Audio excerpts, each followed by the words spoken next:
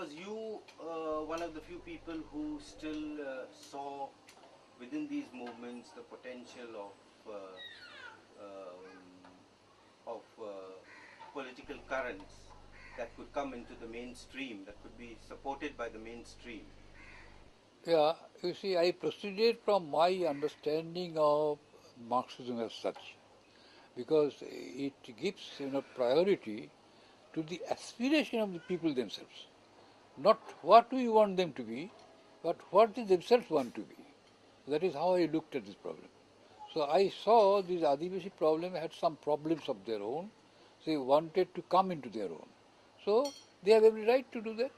We have only to help them to, to give up the sectarian excesses of their point of view. We should take a positive view, help them to become involved with and allied with the left movement. So I saw my role in that light, a sort of go-between with the Adivasis movement on the one hand and left movement on the other hand. So I would look at it today as a positive contribution, because you kept people like us uh, uh, when we were being categorized as or dubbed as imperialist agents. You kept having or showing hope in the few individuals within the so-called common spaces, I will say, who were intervening in the issues that the Adivasis were bringing out. Uh, Today, how do you look at it? When it's now almost 20-25 years, how do I, you look at it? I feel I played a minor role in correcting these things, both within the left and within the Adivasi movement. I helped the left to take an more or less a more unbiased view, and I helped the Adivasi movement to take a pro-left point of view. The present phase of capitalism uh, has is the next phase after the whole welfare capitalism, Keynesian variety of capitalism. It is also a phase where capitalism has got more violent. It's blood-seeking, and therefore the expropriation of natural resources has been stepped up, affecting mining, an issue that we are taking up in Jharkhand today. Uh, and the Adivasi groups are resisting their lands being alienated.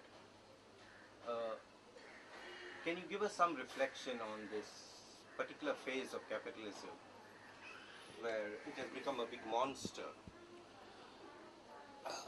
You see, I am not in a position to generalize, but I am not prepared to concede that it has become more brutal and all that, because it is being faced with more widespread resistance all over the world also. So there are more, powerful forces to checkmate this negative development. So it is a zigzag process. I won't say that it is a straightforward movement towards greater brutalization and exploitation. There are always checks and, all that. But naturally, as the crisis intensifies, its own dynamics will lead it to seek greater exploitation. But as I say, there are more powerful retarding factors also that we should take note of. Secondly, so far as the Adivasi people in India are concerned, they are today more, you know, they have a greater solidarity consciousness among themselves. And they have also been able to win some sort of tacit or, you know, unspoken sympathy and support from wider section of democratic movement also. So it is possible to resist this process more successfully in the coming days. And this should be the starting point of the Adivasi people's movement. With this hope of being able to check this process. Then would you think that the present dialogues and debates or changes that are taking place in the traditional communist parties is sufficient enough to absorb this? No, I won't say that. But a process is beginning for opening up. So the pressure should continue, the dialogue should be intensified, and other forms of, mass movement would also be allowed to grow up independently. So altogether this will lead to a further, you know, opening up of the communist So, movement.